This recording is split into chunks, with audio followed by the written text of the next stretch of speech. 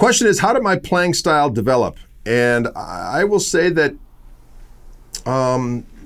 for as scatterbrained as myself or any other kind of creative person is, I've been fairly focused in the melting pot aspect of how I approached my guitar playing.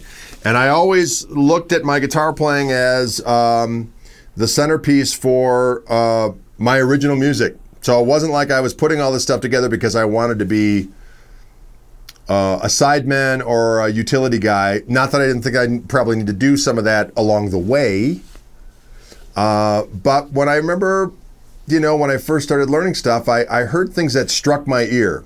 And I thought, man, it would be cool if you took a little bit of that, a little bit of this, a little bit of this, threw it in a melting pot, and it would be something new-ish. And part of that was ignorant because obviously when you're a teenager, you think you've heard it all, but you haven't heard diddly-do. I still haven't heard diddly-do. I'm exposed to stuff all the time. Like, I can't believe I missed that. How did I miss that? Anyway, so I tried to put together, certainly there was blues stuff I really, really dug. Albert King, Albert Collins, all of B.B. King stuff, but particularly the earlier stuff was just ridiculous. Freddie King, T-Bone Walker, all that kind of stuff, along with this. I first was exposed to the chicken picking stuff through Albert Lee and so on and so forth, as I said, and Steve Morse from the Dixie Dregs. I always forget Steve Morse, which I shouldn't. I've been rediscovering all my old Dreg stuff. I used to listen to that stuff all the time.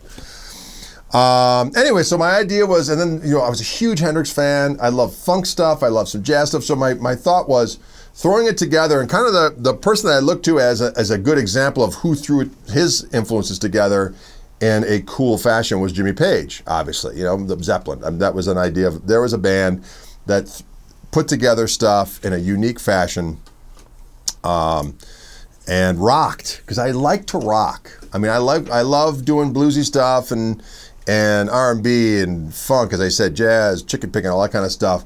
But never forget the power of rock, ladies and gentlemen. That's important.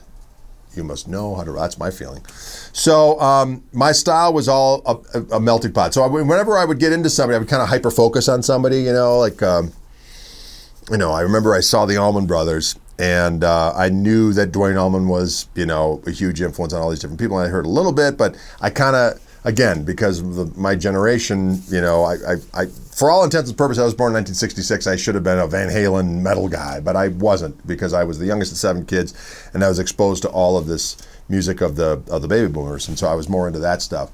But I got into the Allman Brothers stuff, and you start reading about different people and who they were influenced by. And I started to hear all these different names of different people, all these different guys were influenced by. So I kept on going back and farther back, and you'd go anything from okay, Lonnie Johnson. Who's this Lonnie Johnson guy? Oh, who's this Django Reinhardt guy? Or who's Lightning Hopkins? Of course you heard Robert Johnson a million times. Or who's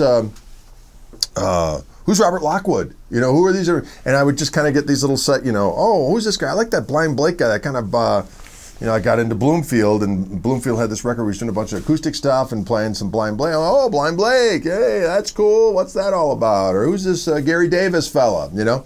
So just the idea of putting it all together in a big melting pot and trying to do something that sounds unique but familiar at the same time, and that continues to this day. So just always trying to, every day I'm at it. You know what I mean? I don't really take a day off. I'm either reading or listening or, watching some stuff on YouTube as I go to bed that's, what about this guy? I always heard about this person. What are they all about? What I mean? I might listen to that as I'm going to sleep, and that might lead me to, I'm going to get a book and read about them and so on. It's a quest. So, but it's a lot of fun. You never get bored. Guitar playing, you never get bored. Musical pursuits, it's a glorious thing. I hope that answers the question. Paul! Hope that answers the question. Adequate.